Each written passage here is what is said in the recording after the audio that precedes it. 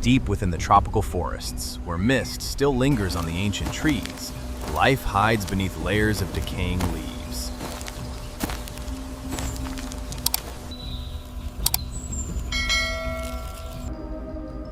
From within the dark hollow of the tree, a strange, timid creature emerged.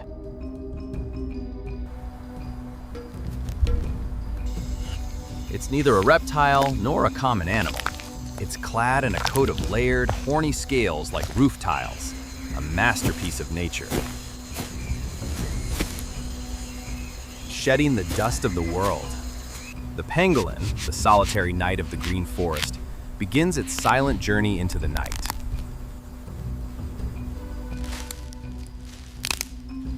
Its gait is somewhat clumsy, limping. The pangolin doesn't rely on its eyes because the world in its eyes is just a blur of shadows.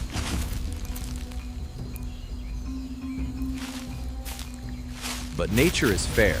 It took away its sight, but compensated it with a superhuman sense of smell. This nose functions like a sophisticated radar machine. It is reading the story of the forest through scent, the smell of decaying leaves, the smell of tree roots, and most importantly, the smell of prey.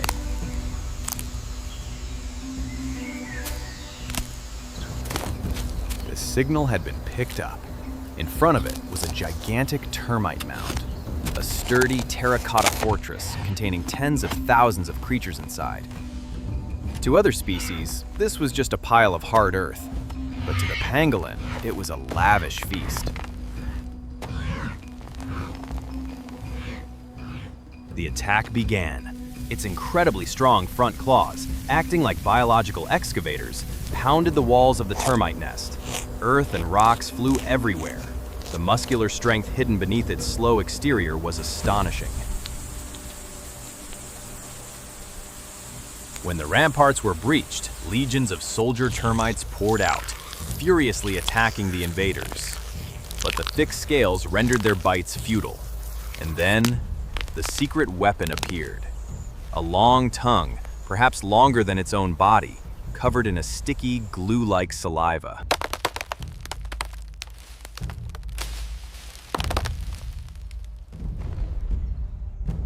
But every party has its risks. The jungle is never truly peaceful.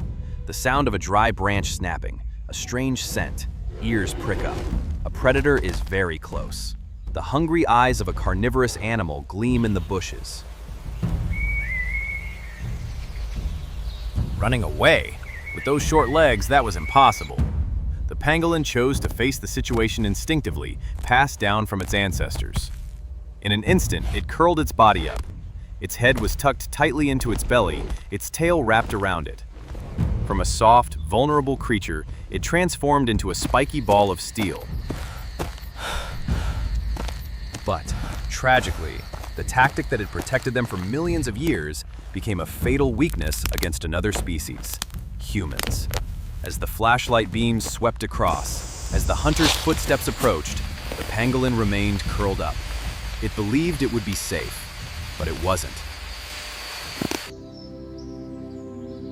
No matter how dark the night may be, dawn will still break.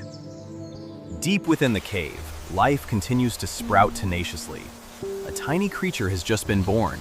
Its scales are still soft, pale pink, untouched by the ravages of time. In this cold world, maternal love is the warmest flame. The mother pangolin holds her baby close, sheltering it with her own body. The infant nestles against her warm breast, the safest place in the world. When they are old enough, the learning journey begins. Look, the baby pangolin clings tightly to the base of its mother's tail, riding on it like a little passenger on a train exploring the world. Wherever the mother goes, the baby follows. Each step is a lesson in survival, in how to dig, and how to find food.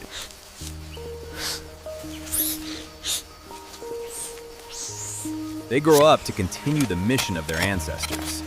Those claws will loosen the soil, allowing the old forest to breathe, helping seeds to sprout. They are diligent gardeners, silently maintaining the balance of the ecosystem and preventing termite outbreaks. The forest needs pangolins, just as trees need soil, just as fish need water.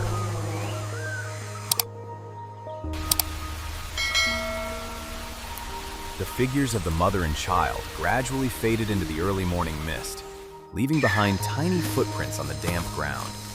Will these footprints continue to be imprinted on the earth tomorrow, or will they vanish forever into nothingness? The fate of the pangolin does not lie in its armor, but in our hearts and actions.